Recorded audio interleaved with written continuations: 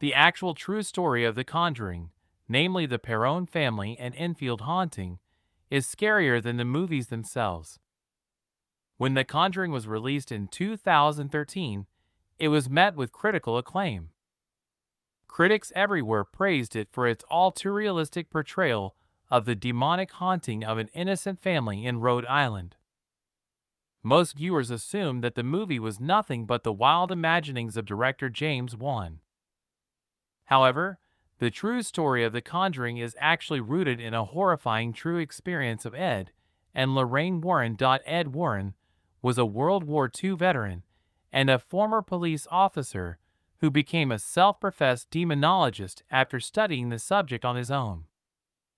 His wife, Lorraine, claimed to be a clairvoyant and medium who was capable of communicating with the demons that Ed discovered. In 1952, Ed and Lorraine founded the New England Society for Psychic Research, the oldest ghost hunting group in New England. They quickly gained notoriety as respected paranormal investigators after their initial investigation of the Amityville hauntings. Their two most famous cases, however, were heavily popularized by the Conjuring franchise, a series of movies that focuses on Ed and Lorraine's experiences exorcising demons from two possessed families. Though the movies seem overdramatized and impossible to believe, the Warrens maintain that all of the events depicted actually transpired. Though Ed died in 2006, Lorraine was a consultant on the film and claims that she didn't let the directors take any more dramatic license than was necessary. Nevertheless, the true story of The Conjuring remains almost unbelievably chilling to this day. The true story of The Conjuring begins with the first film, which focuses on the Perron family. In January 1971, the Perron family moved into a 14-room farmhouse in Harrisville, Rhode Island, where Carolyn, Roger, and their 5 daughters began to notice strange things happening almost immediately after they moved in. It started small. Carolyn would notice that the broom went missing, or seemed to move from place to place on its own. She would hear the sound of something scraping against the kettle in the kitchen when no one was in there. She'd find small piles of dirt in the center of a newly cleaned kitchen floor. The girls began to notice spirits around the house, though for the most part, they were harmless. There were a few, however, that were angry. Carolyn allegedly researched the history of the home and discovered that it had been in the same family for 8 generations, and that many of them had died under mysterious or horrible circumstances. Several of the children had drowned in a nearby creek, one was murdered, and a few of them hanged themselves in the attic.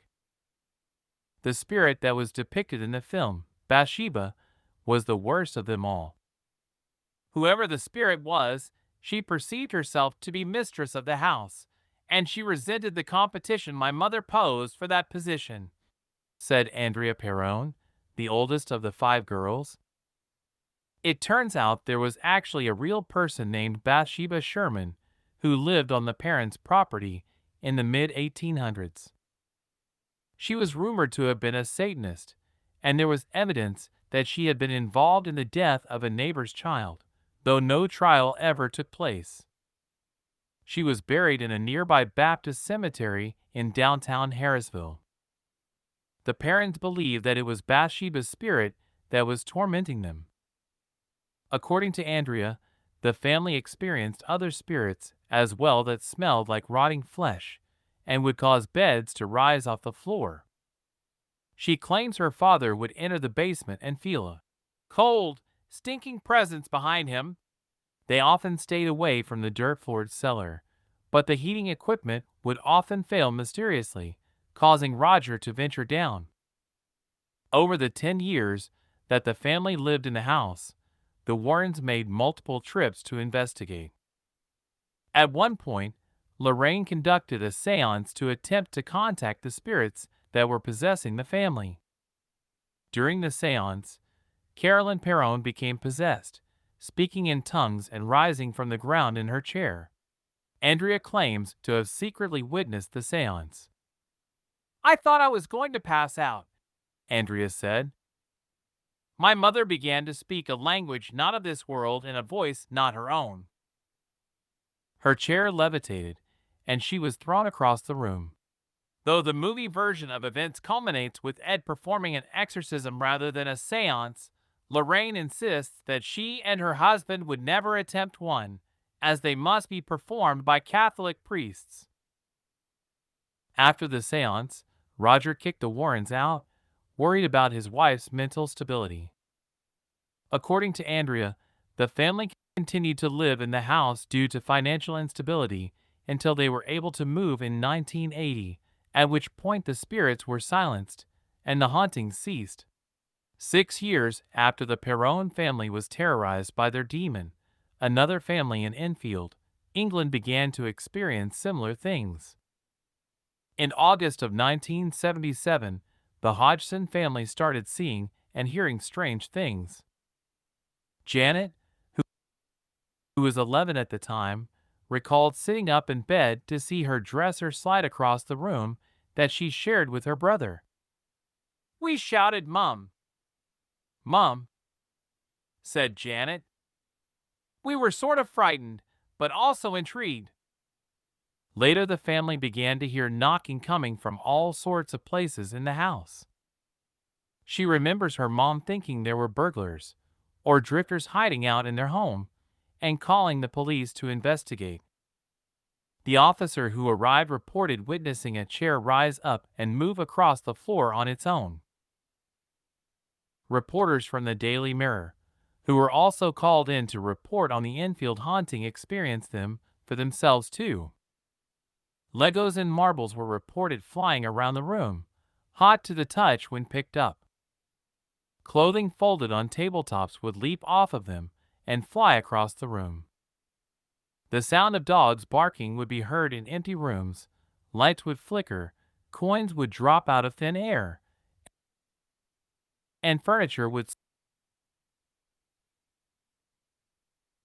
spin or tip over without being touched. Then, one day, the iron fireplace in an upstairs bedroom was ripped out of the wall. After that, paranormal investigators from all around the world showed up, claiming to be able to contact spirits and wanting to know more about the Enfield haunting. Most of them decided that the children had been faking their experiences, as one of them had admitted to doing so on one occasion, but the Warrens were different. They showed up and immediately believed that a demonic presence was present. However, their claims were overlooked, as a noted skeptic at the time accused Ed Warren of exaggerating and even making up incidents, often transforming a haunting into one case of demonic possession. This is where the story differs from the movie, as there was no exorcism-like practice from the Warrens. In 1979, 2 years after they began, the hauntings abruptly stopped, though the family maintains they did nothing to stop them.